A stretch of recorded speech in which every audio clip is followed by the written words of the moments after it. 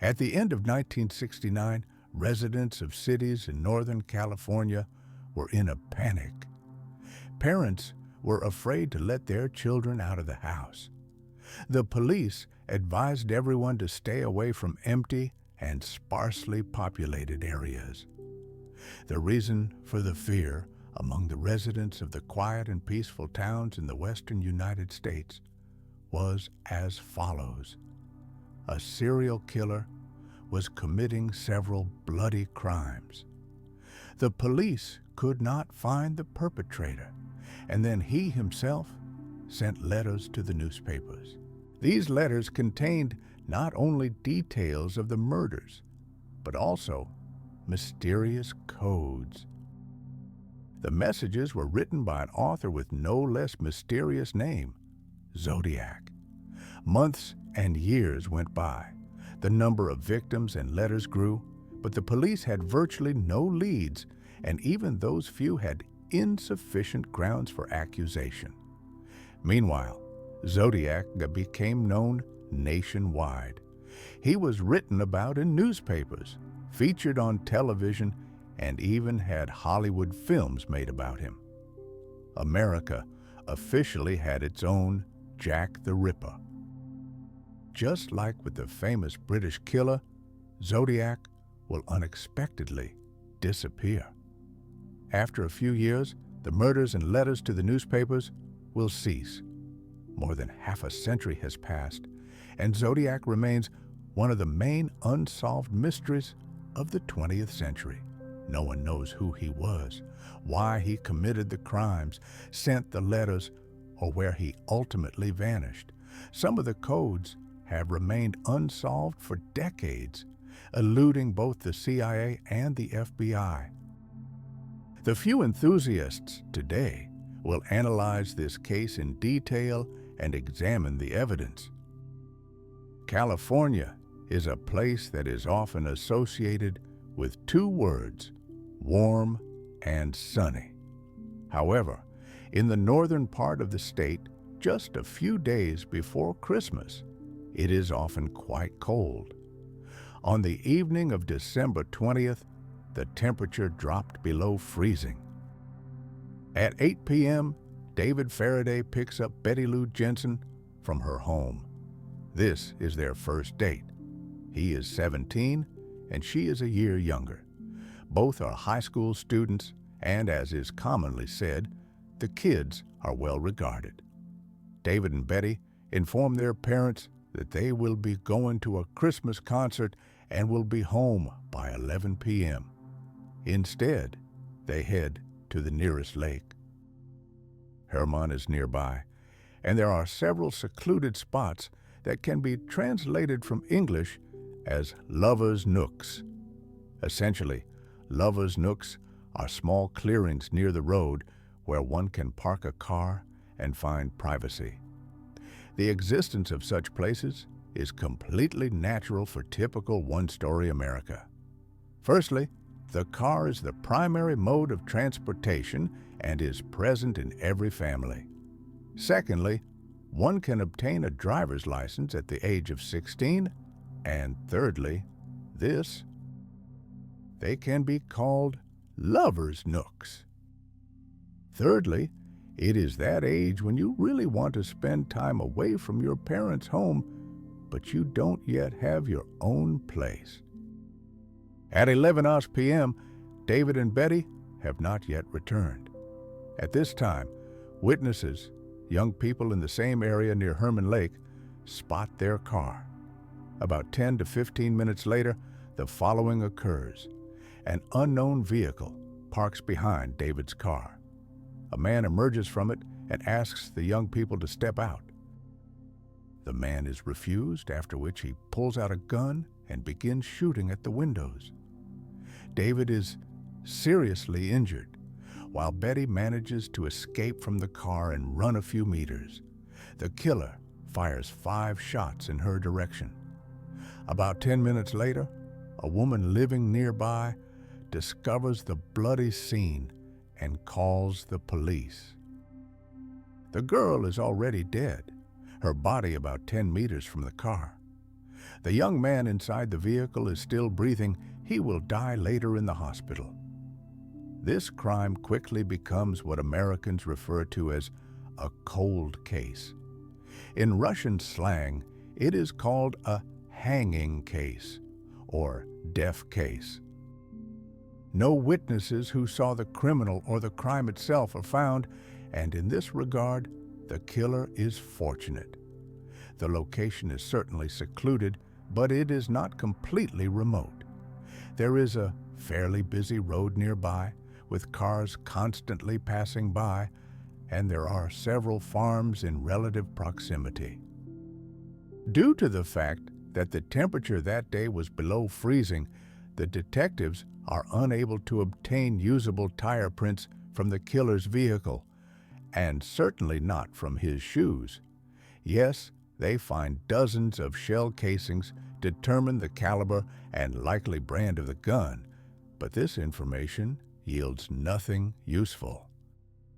It is also important to understand the level of safety and provinciality of the place where everything happened. The investigator handling the case had only dealt with 2 murders in the entire year prior to this, and the police's reasoning is as follows. No signs of robbery or violence were found. It is possible that the killer knew the victim. He begins to be checked for any enemies, other jealous suitors of the girl, but everyone has an alibi. The theory that this is the work of local antisocial elements also leads nowhere. It is possible that the killer knew the victims. In short, there are no witnesses, no motives, and no suspects. Even considering the magnitude of the event for the local residents, after 6 months, it is almost forgotten. And then, a new murder occurs. Independence Day, or July 4th, is one of the main American holidays of the year. The night sky is illuminated by fireworks. People are waving sparklers in one of the restaurants in Vallejo. Her husband works there as a cook. They have a small child, but the marriage is gradually falling apart. For Darlene, this is not her first marriage, and it is no secret to anyone in her close circle that she has regular affairs on the side. That evening, July 4th, she promises her husband that she will go to get fireworks and will return home by 10 p.m. to celebrate Independence Day with friends. In reality, Darlene plans to spend time with Mike, who is several years younger and has long had feelings for her. It's not that their relationship can be called a romance, but the fact that they intend to spend time alone together rather than with. Darlene picks up Mike in her car and they head to a park called BL Rock. CNS is also a secluded spot, popular among young lovers. Their car is the only one in the parking lot. Soon, another car arrives. Mike asks Darlene if she knows the driver. She tells him not to worry. Mike's concerns are understandable. It could be the girl's husband or one of her many admirers. Almost immediately, the stranger's car leaves. However, just 5 minutes later, it returns and stops behind the young couple's car. A man gets out from there. Due to the bright headlights and the flashlight in the stranger's hands, Mike cannot see him or the car clearly. His first thought is that it's a patrol officer, so he suggests that Darlene get her identification. The unknown man approaches the young couple's car. Mike rolls down the window, and the man begins to shoot. Mike feels a sharp burning sensation in his body and hears the muffled sound of a silencer as several shots are fired at the young couple. The stranger. To see him or the car clearly, the unknown man returns to his car. Only then, due to the fading light of the headlights, is Mike able to catch a glimpse of the attacker. Around 30 years old, stocky build, approximately 90 kilos. about 176 centimeters tall, dark hair with a short military-style cut, no glasses or mustache. At that moment, the man returns and shoots Mike 2 more times. When the killer drives away from the crime scene, Mike manages to crawl out of the car. He notices that the stranger's car is a light brown color and has local California license plates. The first to notice the crime scene are a few teenagers passing by. They call the police. Darlene will die in the hospital. Mike is seriously injured, but he will survive and become the first to describe the Zodiac to the police. About half an hour after the dispatcher at the Vallejo police station received the report of the shooting and 2 injured individuals, she takes another, more intriguing call. A man with a low, monotone voice states that he wants to report a double homicide. He then describes the location where Mike and Darlene were attacked. Who will describe the Zodiac to the police? He continues by detailing the location where Mike and Darlene were shot and the caliber of the weapon used. He also mentions that he killed those 2 kids last year. At the end, he monotonously says goodbye. The police managed to trace the origin of the call. It was made from a payphone at a gas station located near the Vallejo Police Department. Neither the killer nor any traces of him are found there. The call from the perpetrator came in around 12:40 a.m. About an hour later, phone calls start coming in at Darlene's home, where her friends are celebrating, as well as at her husband's parents' house. On the other end of the line, someone is just breathing heavily into the receiver. If the killer had not informed the police about the double homicide from the previous Christmas, it is unlikely that anyone would have connected the 2 cases. Although there are indeed many similar details, in both instances, everything occurs on a weekend, late in the evening, or at night, in a secluded location just a few kilometers apart. The victims are young couples in love. The crime scene itself is also minimal. The crime scene itself provides little information to the investigators. It is the late 60s, and the police do not have many modern tools at their disposal, including DNA analysis. Clear traces from tire treads or shoe prints are again not found, nor are there any fingerprints from the killer. What the police do have is nearly a dozen shell casings, which indicates what type of weapon was used. This information does not give the investigators any leads, except for one. The man who called half an hour after the crime mentioned the correct caliber and type of pistol. This is information that only the killer could have known. Perhaps the most important factor in this case is the surviving victim. A few days later, in the hospital, Mike Joe describes the killer's appearance, his car, and details of the incident. Although he does not remember the car's license plate, and theoretically, nearly a quarter of American men around 30 could fit the description, it is at least something. Mike tells the police that if he sees a photo of the killer, he will be able to identify him. Spoiler, he will be given that opportunity.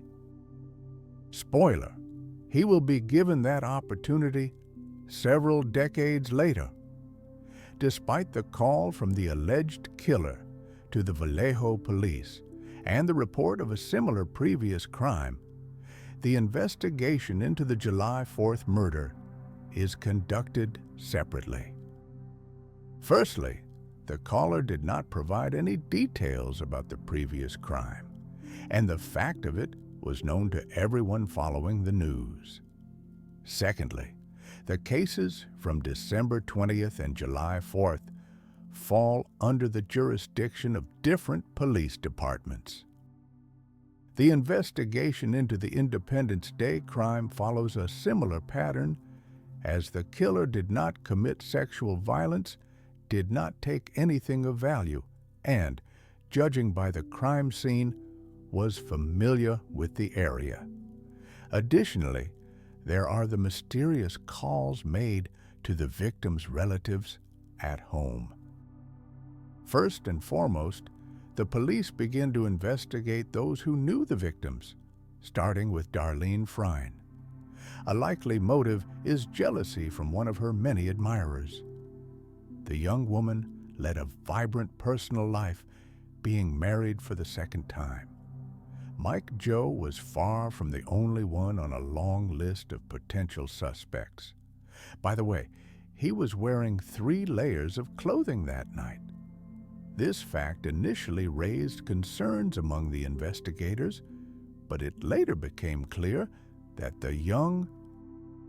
several acquaintances of the young woman report suspicious men who tried to gain her attention.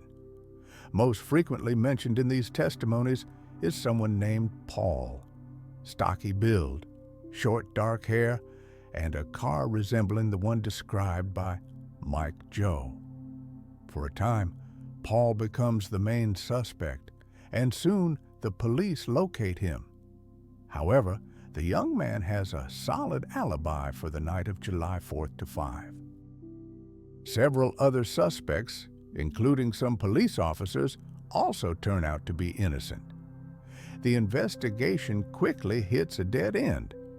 The only thing that can be said with almost certainty is that, judging by the killer's call, the police are dealing with a psychopath. Who else would confess to their own crime? But where and how to search for the psychopath remains unclear. And then the perpetrator makes a loud announcement of his presence. Almost a month after the crime, the editorial offices of 3 newspapers in the San Francisco area receive a strange letter. The envelope is marked, "Urgent to the editor." Inside the message,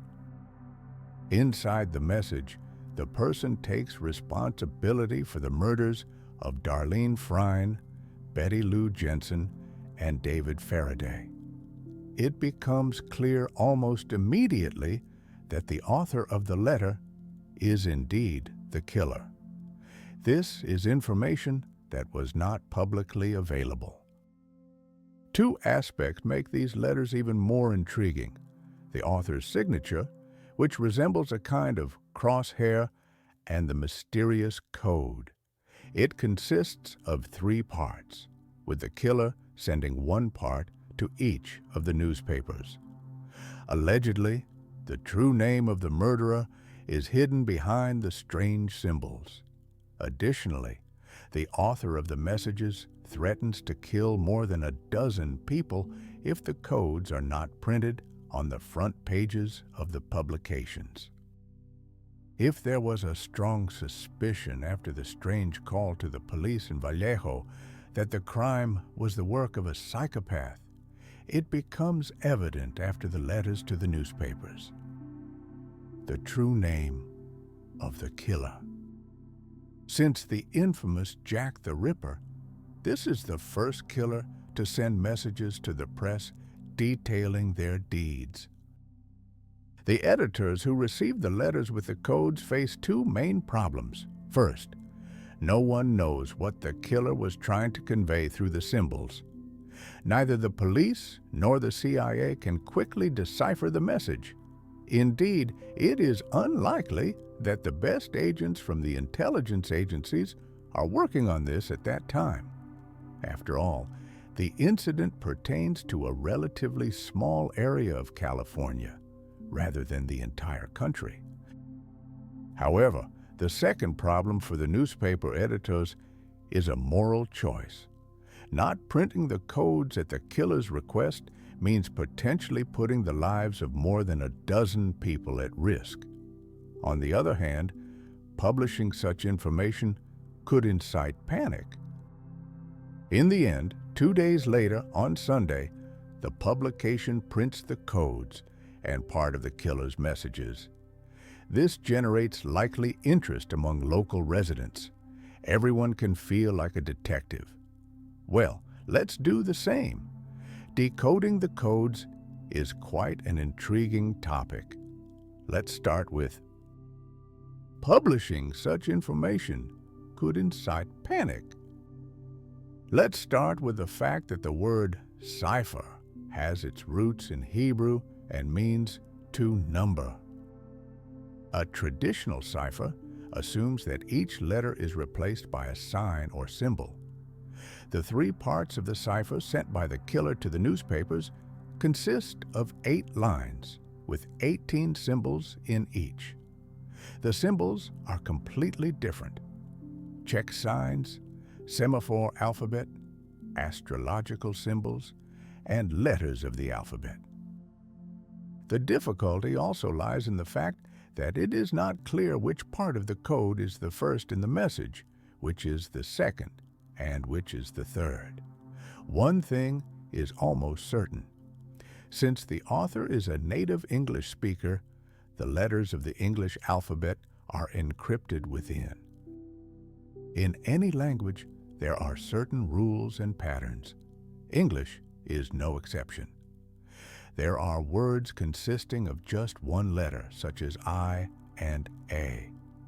There are also words made up of 2 letters, and in such words, there will always be one vowel and one consonant. Some letters appear in words more frequently than others. In English, these are E and A, and so on. In short, you have a general understanding of the rules. In short, you have a basic understanding of the code decryption rules for beginners. In theory, it sounds simple. However, the fact that law enforcement cannot quickly decipher the criminal's code indicates that it is much more complex. For example, the Zodiac used significantly more letters than those in the alphabet, which means that each letter could be replaced by several symbols at once. Thanks to the publication in the press, many enthusiasts take on the task of deciphering the code. Ultimately, a history teacher from Northern California and his wife managed to crack it. 2 main keys for the couple become the following.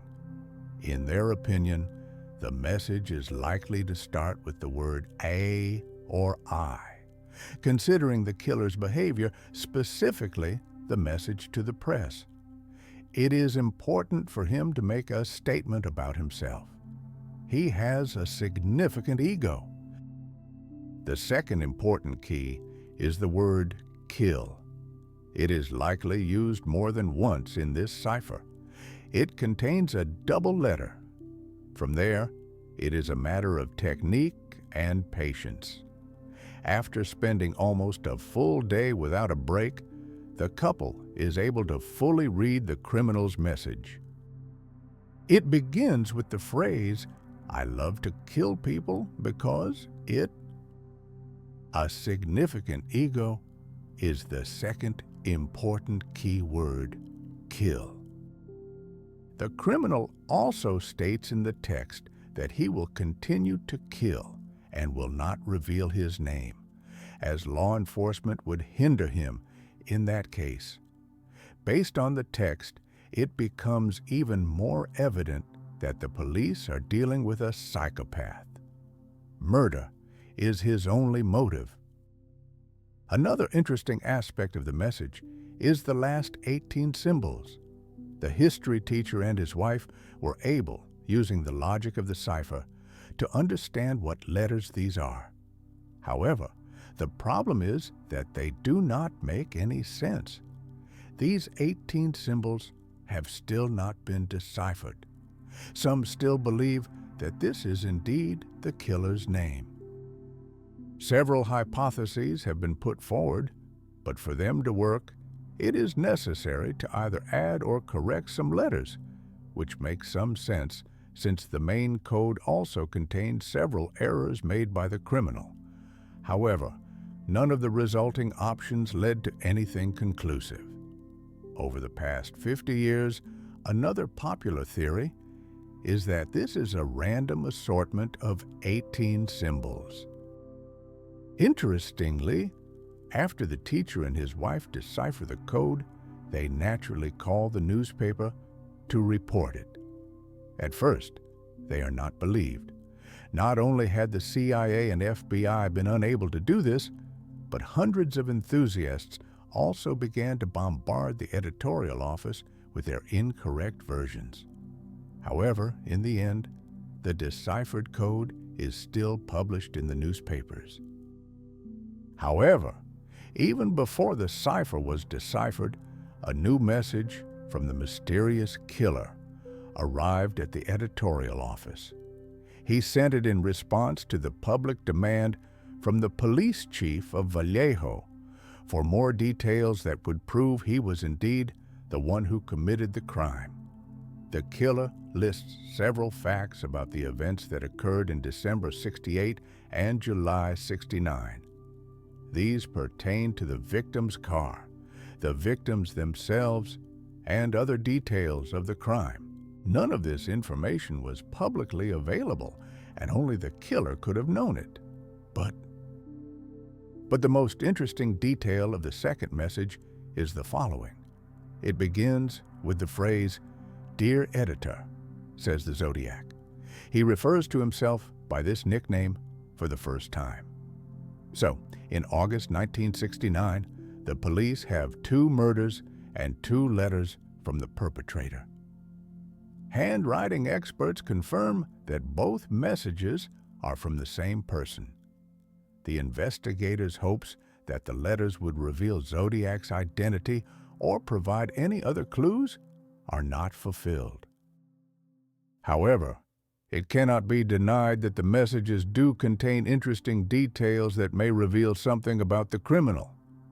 The code was likely created by an amateur rather than a professional. The fact is that the principles of the code and even many of the symbols were apparently drawn from popular books on cryptography for enthusiasts. These include Code Breakers and Codes and Ciphers. The latter discusses a medieval alphabetical code known as the Zodiac alphabet. This intriguing detail was discovered by Robert Graysmith, an illustrator who was working at the San Francisco Chronicle during the time of the Zodiac's emergence, one of those. Robert also discovers that, by a surprising coincidence, these very books have gone missing from several libraries in towns near San Francisco. The investigation is also drawn to the message used in the text. Thoughts about the criminal's belief that when he dies, he will be reborn in paradise, where he needs the souls of slaves, and that he refers to humans as the most dangerous animal that exists. The first leads to the idea that the Zodiac may be a member of some satanic cult. The second is a direct quote from a film from the early 1930s titled The Most Dangerous Game, where the main character hunts humans for sport. However, all these clues do not lead to results at that moment. One of the striking features of the message is that the criminal makes spelling mistakes even in elementary words. He may be poorly educated or perhaps wants to further confuse the police. Nevertheless, despite the errors, the killer manages to convey the main message. He has already committed several crimes. The police and residents of California would find this out in less than 2 months. On that day, Cecilia Ann Shepard and Brian Hartnell were at Lake Berryessa, a quiet, peaceful spot in Northern California, relatively close to San Francisco, and the 2 previous Zodiac crimes.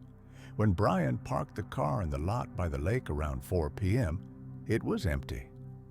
For a while, the young people were alone by the water. Suddenly, Cecilia notices a large man about 200 meters away from them. he is hiding behind the trees.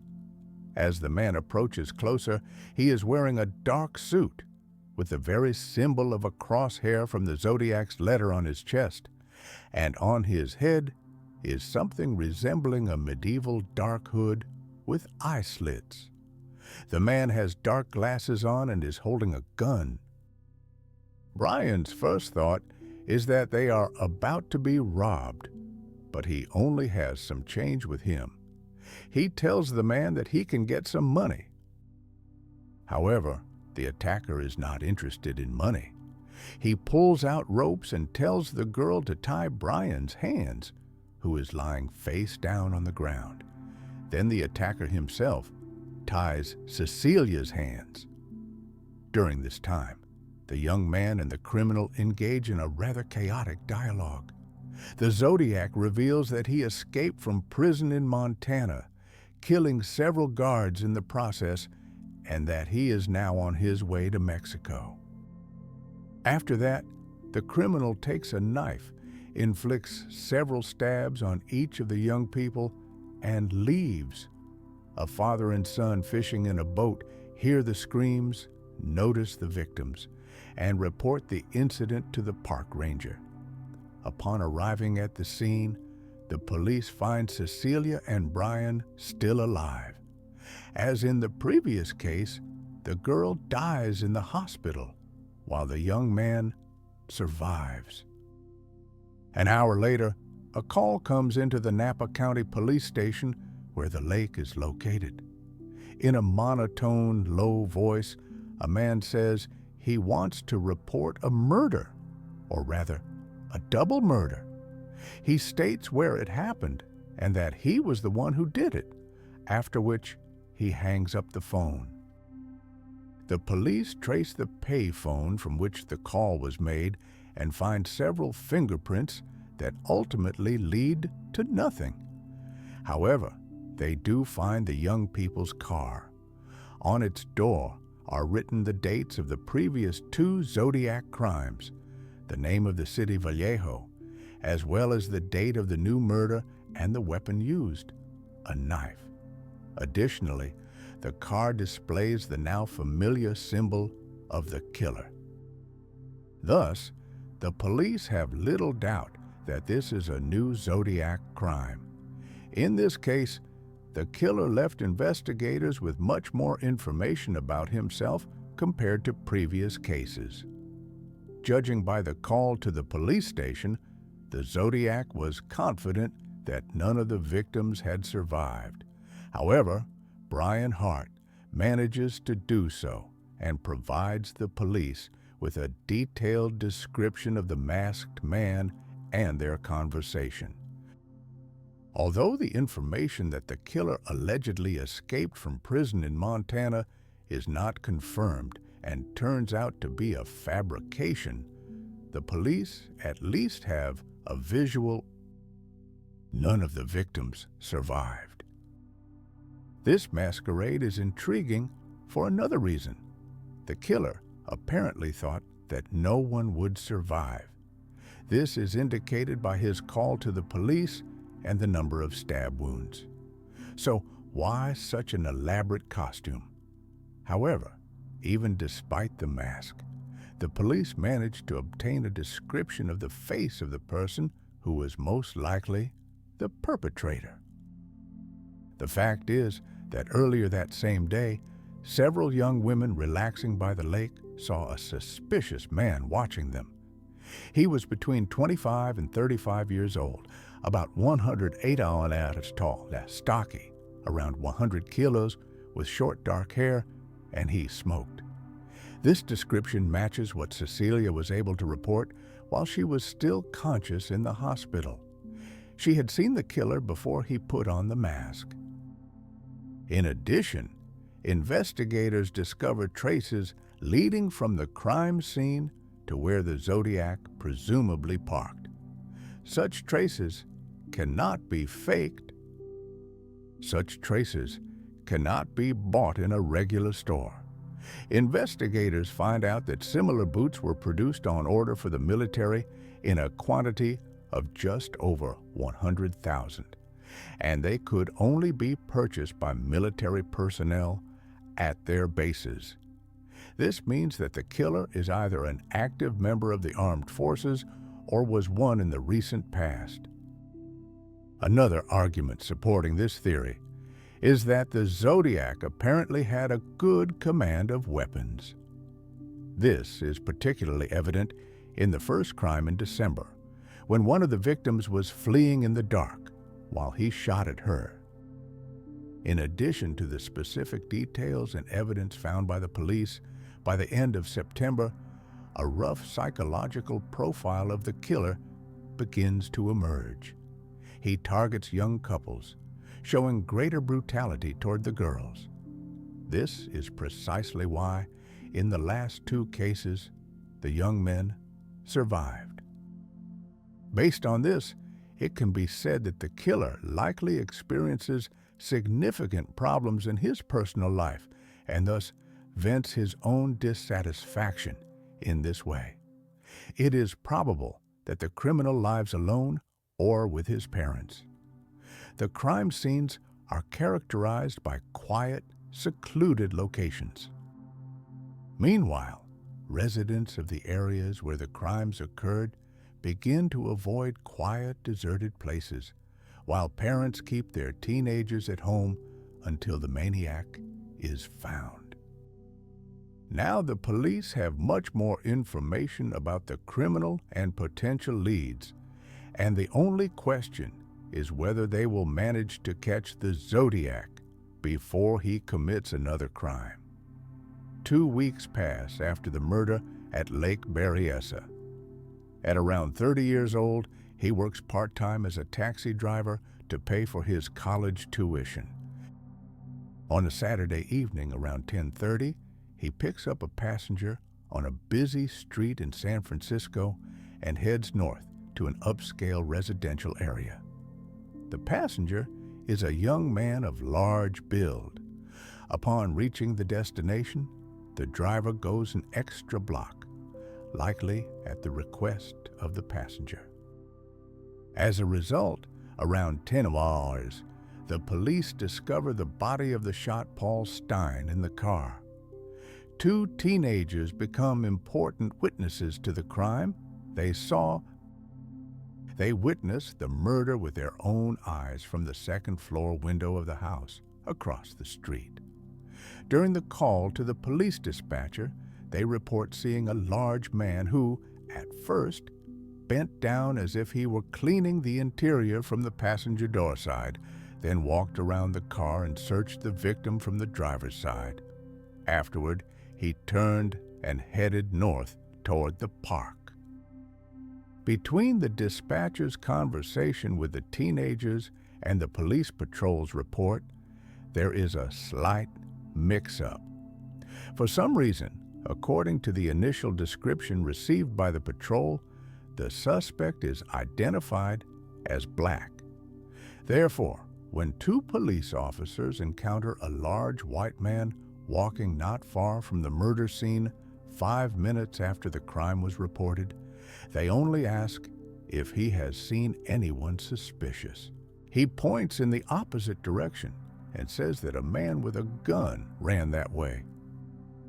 The description is quickly corrected to a large white man with a short haircut, but the suspect is already nowhere to be found, despite the large number of police officers flooding the area. An hour later, Inspector Dave Tosh arrives at the crime scene with his partner. Tosh is considered one of the best detectives in San Francisco and certainly the most charismatic among them. Dave knows well that a crime scene can reveal a lot, and initially, what happened does not seem very unusual. Robberies and murders of taxi drivers are not uncommon in a large city like San Francisco.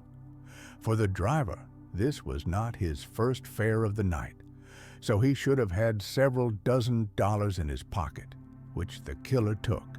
However, it is strange that he did not take the victim's watch and ring. The crime scene and the questioning of witnesses provide the investigation with two main pieces of evidence. The first is a bloody fingerprint on the front passenger seat. A few days later, forensic analysis will confirm that the fingerprint does not belong to the driver, which means it was most likely left by the killer. Another piece of important information for the police is the sketch of the suspect. Several witnesses saw him, the teenagers and the patrol officers. The man is described as being between 25 and 35 years old, standing 177 centimeters tall with a stocky build, wearing a dark jacket and pants, and having short hair and glasses.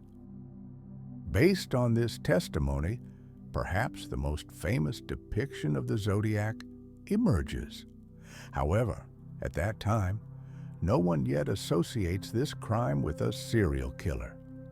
This connection will only be made 3 days after the murder. A letter arrives at the San Francisco Chronicle's editorial office. It begins with the already familiar phrase, identifies the writer as the Zodiac, ends with the well-known symbol featuring a cross, and contains details about the murder of the taxi driver that are still unknown to the general public. But most importantly, the letter includes bulletproof evidence of the author's involvement in the crime, a piece of the victim's bloodied shirt. In addition to confirming that the piece of the shirt indeed belonged to the taxi driver, the detectives submit the letter itself for analysis. Experts confirm that this message was written by the same person who wrote the previous letter from the Zodiac. Spoiler: this is far from the last letter from the killer.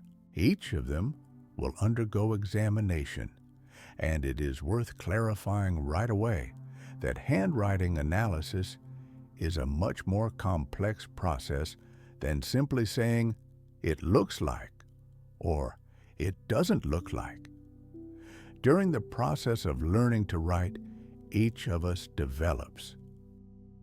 A person may try to change their handwriting, but a significant number of details that are unique to them will remain. Therefore, experts can determine with a high degree of accuracy whether the letters were written by the same person or by different individuals. Aside from the authorship, the letter containing details about the murder of the taxi driver is notable because it triggers a wave of panic in Northern California. The fact is that in the message, the Zodiac hints at an attack on a school bus. Since the letter is published in the pages of the main local newspaper, the San Francisco Chronicle, it becomes known to the public.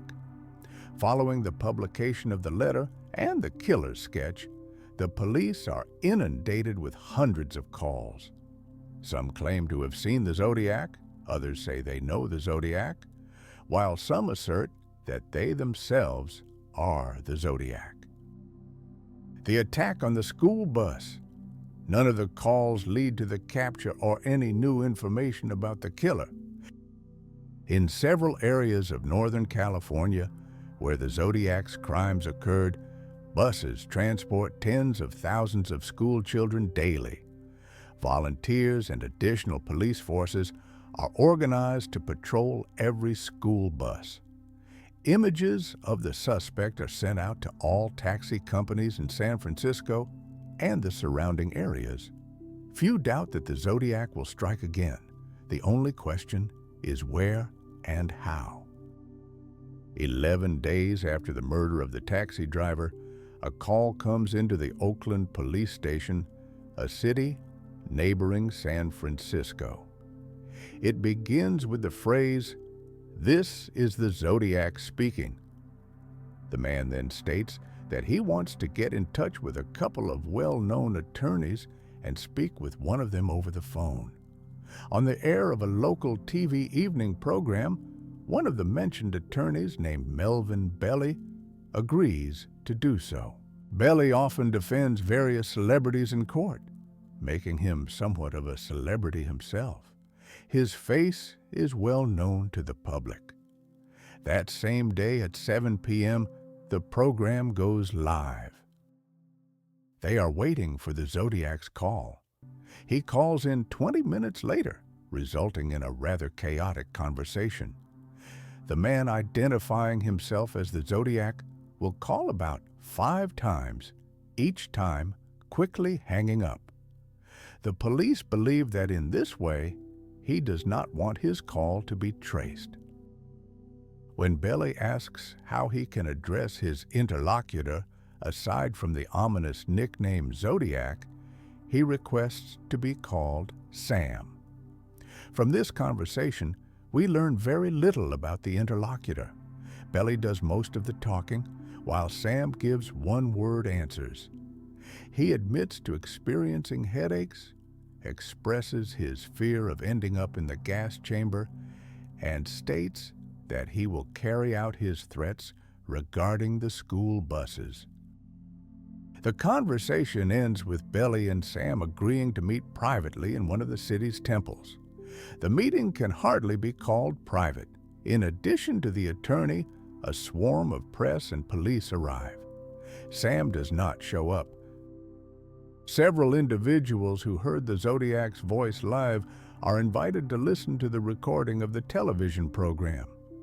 The dispatcher from the police station and a patrol officer.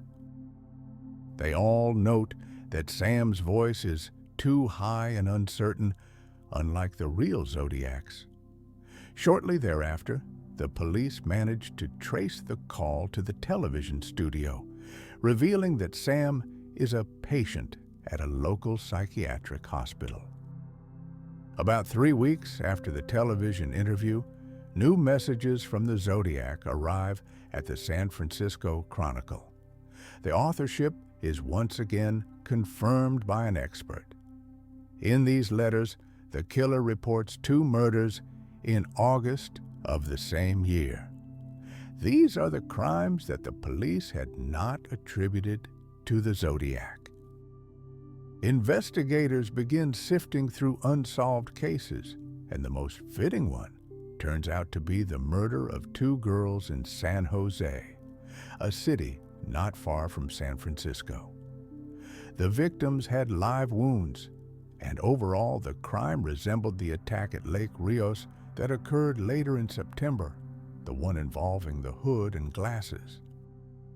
However, an immediate question arises.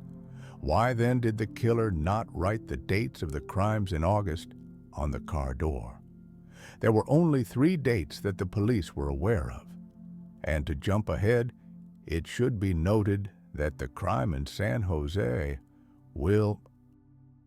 the culprit will turn out to be a teenager, not the Zodiac. Another interesting aspect of the letters is the new threats regarding school buses. This time, the message includes a detailed diagram of an explosive device.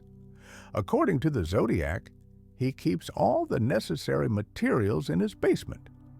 This is a very intriguing fact because, as we have determined, the killer most likely resides in Northern California.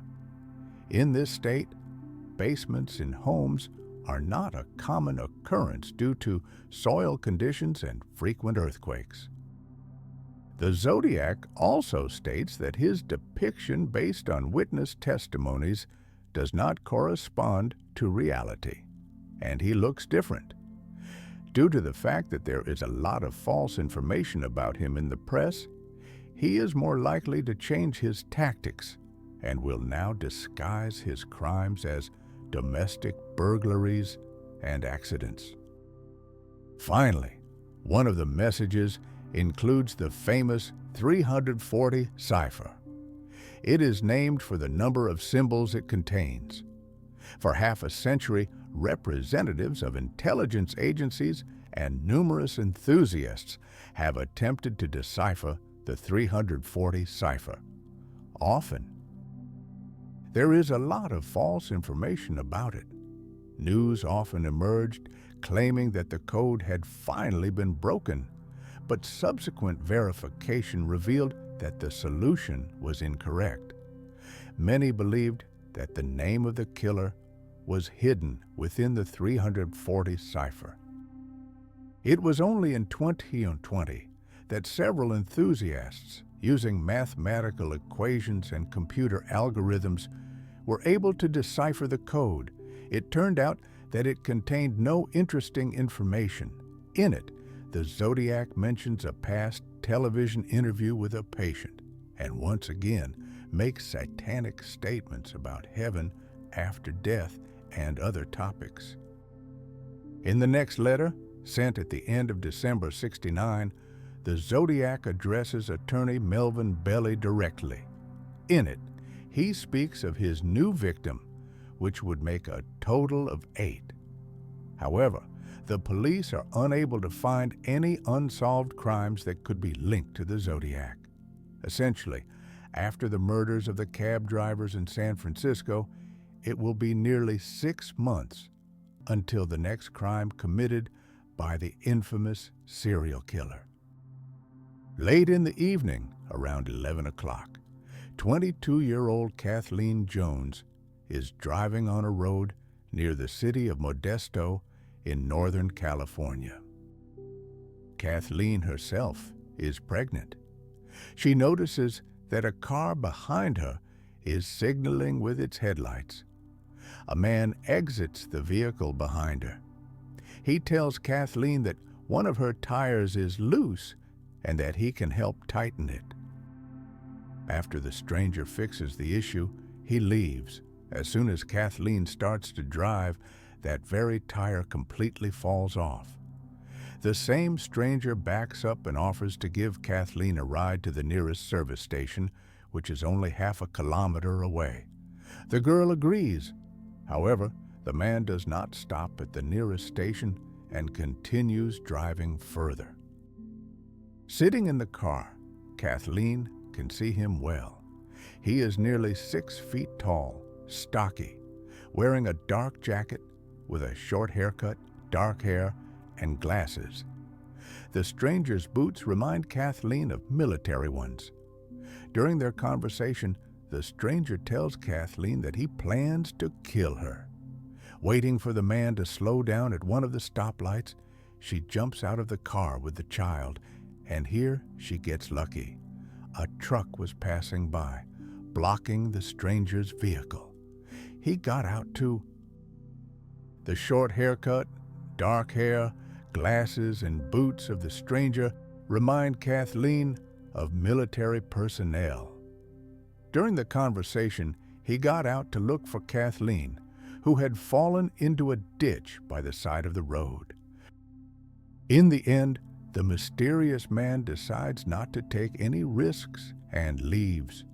Already at the police station, Kathleen Jones sees the well-known sketch of the Zodiac and asserts that it is indeed the person who kidnapped her. The woman herself is in a state of shock. Later, the police find the woman's car. The interior has been burned from the inside. The incident involving Kathleen Jones is most often attributed to the crimes of the Zodiac. Not only did the woman describe a person who visually resembled the killer, but he also later sent a letter in which he recounted the attack from the burned car of the victim. On the other hand, it is important to note the following suspicious details. First, the crime itself stands out significantly from the Zodiac's behavioral patterns. Second, the killer claims responsibility for this event in a letter that arrived at the newspapers only 4 months after the incident, despite the fact that during those 4 months he continued to send new letters, while information about the attack on Kathleen had already. In other words, he could have simply read about it. In short, this case sparks debates among numerous Zodiac researchers. Many argue that the killer is merely taking responsibility for someone else's crimes, which has happened before. However, the more widely accepted theory is that the Zodiac is indeed behind this crime. The letter concerning the case of Kathleen Jones is already the 14th letter in total. Throughout 1970, the Zodiac continues his correspondence. Handwriting experts also lean towards the idea that the author is the same. The new letters contain nothing particularly new. Previous threats of bus bombings, demands from the author for San Francisco residents to start wearing badges with his logo, small pieces of Cipher that remain unsolved to this day, as well as a claim that the number of his victims is already 13. However, at that time, the police still only confirmed 5 victims. Gradually, Dave Toschi, who remains one of the key figures in it is possible that even some of his letters are the work of an imitator, as none of the Zodiac's new threats are carried out. Gradually, by the end of 1970, despite the letters, there is news of a new crime committed by a serial killer. However, this crime is from the distant past. Paul Avery, one of the leading investigative journalists in the late 60s and early 70s. Of course, most of the articles in the publication about the Zodiac were written by him. The 15th letter from the serial killer, sent at the end of October 1970, is addressed to Paul. It contains a postcard featuring a skeleton and a short message that includes the statement, "You are doomed." Thus, the author is likely hinting that the journalist will be his next 14th victim. Avery begins to carry a gun with him, while some of his colleagues wear badges that say, "I am not Paul Avery." However, the most important thing is not this letter with the most important thing is not this. The letter threatening the journalist is published by the San Francisco Chronicle. In response, an anonymous reader sends letters claiming that the Zodiac's crimes began significantly earlier than Christmas. The town of Riverside is located in the southern part of California.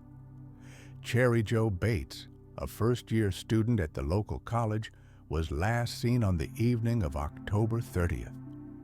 She is heading to the library, and her body, with stab wounds, is found early the next morning, near the library building. Local police conclude that she most likely knew her killer, as several hours passed from the moment she left the library until her death. Investigators believe that they spent that time together.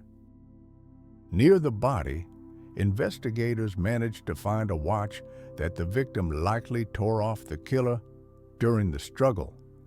There are also traces of size 43 and 44 shoes at the scene, and the brand of the watch and type of footwear suggest that the killer is military, as such models were primarily worn by them. However, checking the personnel at the nearest military base yields no results.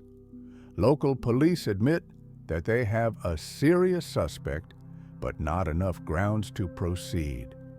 Thus, this crime becomes the first unsolved murder for the town of Riverside. A month later, identical typewritten letters arrive at the local newspaper and police department. In them, the author confesses to the murder of the girl and states that he sought revenge for her rejection. The letter also contains some details about the crime. Several more weeks pass, and the janitor of that very library in Riverside discovers a poem written in dark ink on the back of one of the tables. It mentions something about blood, the death of the girl, and at the end, the initials RH. Another 6 months later, 3 identical letters are received by the girl's parents, the local newspaper, and the police. The message is brief. Bates had to die. There will be more. At the end, there is either the number 2, a random scribble, or the letter Z. I remind you that in English, the word Zodiac begins with, and at the end, the initials RH. There will be more. Paul Avery publishes an article linking the murder in Riverside to the Zodiac crimes. According to the journalist, experts confirm a match between the handwriting of the letters from Riverside and that of the most recent Zodiac letters. However, to be precise, the experts did not find complete identity. They discovered some similarities, but also some differences. Almost 6 months after the publication of the article, Avery receives a letter from the Zodiac, in which he takes responsibility for Riverside. However, he does not provide any details that have not already been reported in the press. By that time, most investigators are convinced that the Zodiac has long been claiming credit for other people's murders, and the cases in Riverside are no exception. By the end, the frightening mania does not result in a new wave of crimes. The number of letters declines significantly, and even letters from imitators nearly come to a halt, despite the fact that there could have been up to a dozen per week at the peak. However, several films about the Zodiac are released over the next couple of years. The most famous among them is the 1971 action film Dirty Harry, starring his character, a San Francisco police inspector, is on the hunt for a maniac known as Scorpio, who sends threatening letters. In short, it's hard not to see the analogy.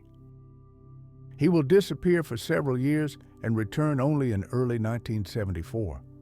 At that time, he sends his last letter, which experts consider authentic.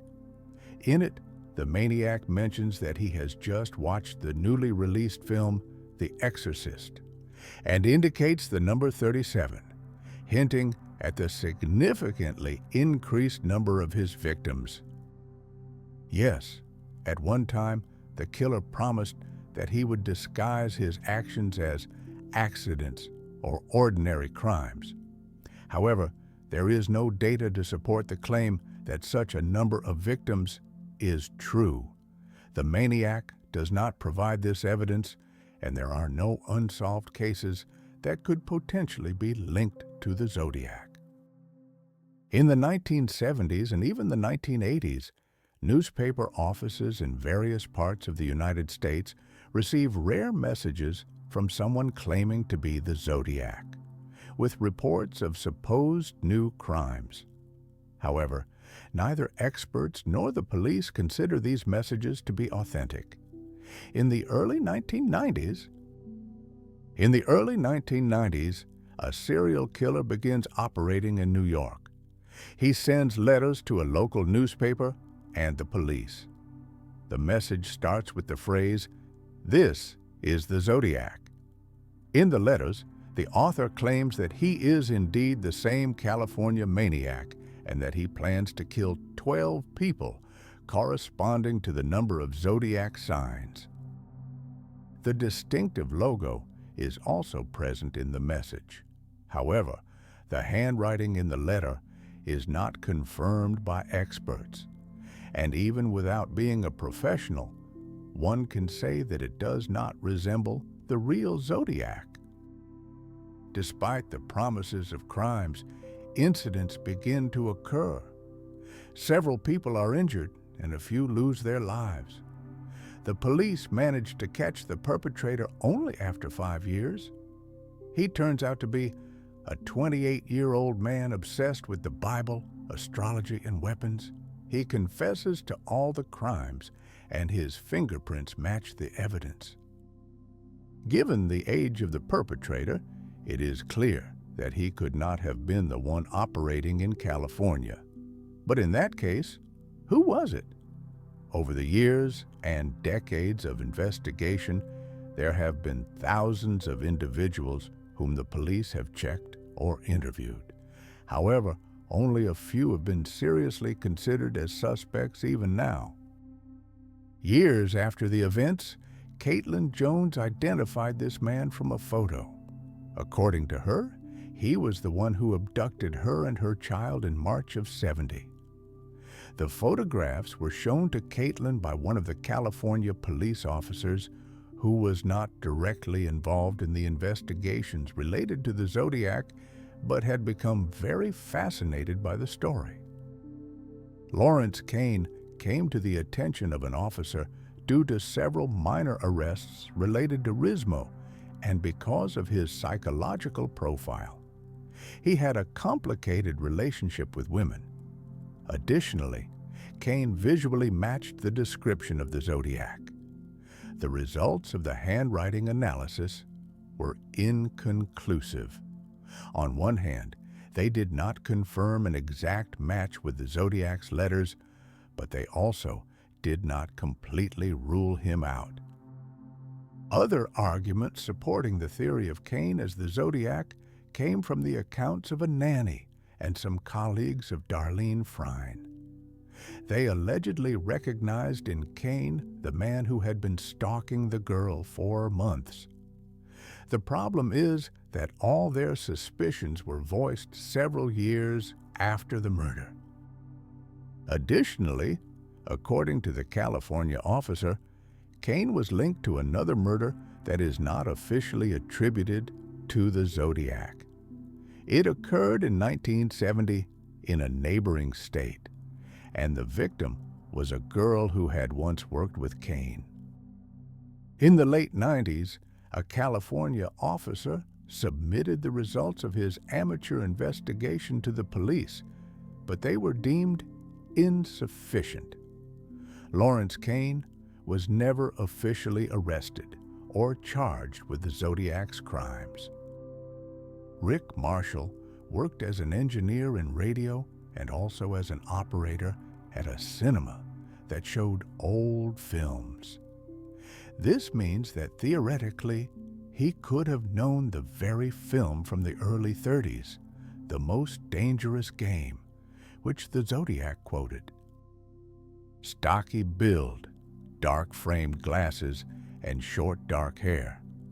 Some of his acquaintances claimed that in the mid-60s, Marshall lived in Riverside, the site of the murder of Cherry Joe Bates, and by the late 60s, he had moved to San Francisco, where he lived in a basement near the location of the murder of taxi driver Paul Steen, one of the suspects. Rick Marshall became one of the suspects due to anonymous tips to the police. Detective Ken Narr from Napa County, California, who had been investigating the Zodiac case for several decades, also looked into the suspect Rick Marshall. However, he ultimately ruled him out, as his fingerprints did not match any of the prints that the police attributed to the Zodiac.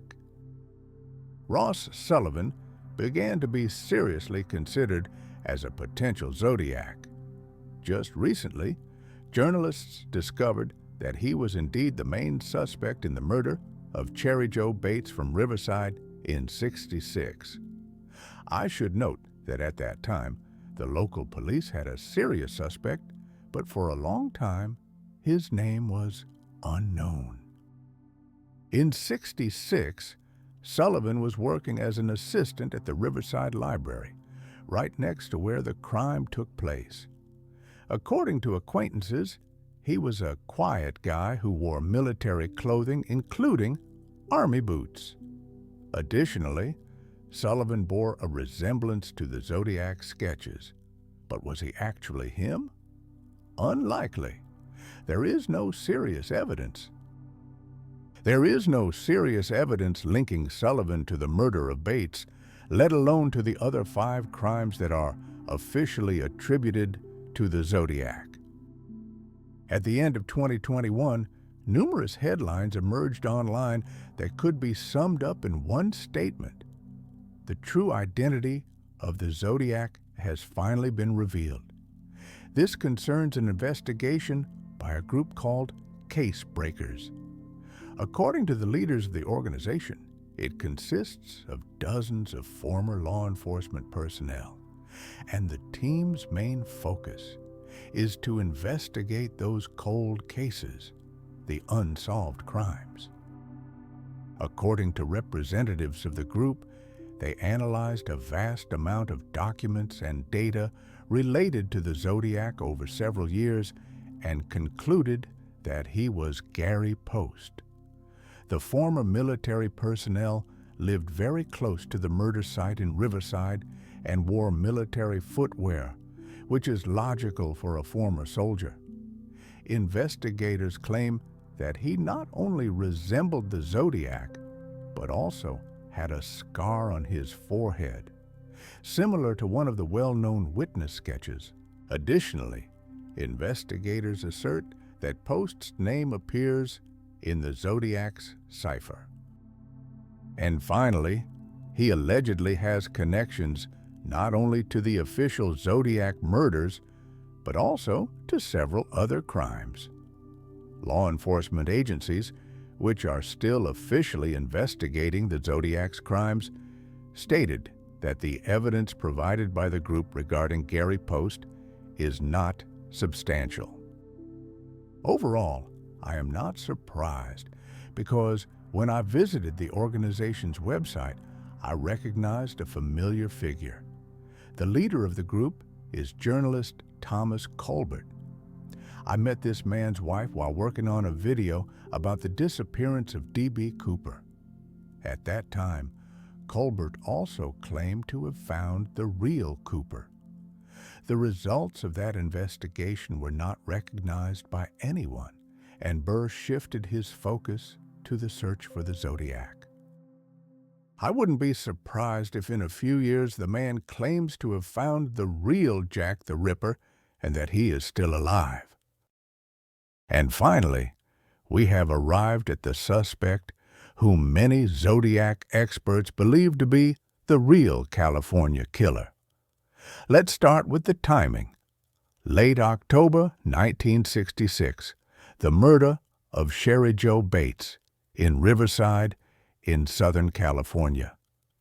Allen recounted, Allen stated that he was in the southern part of the state at that time, although he worked and lived in Northern California.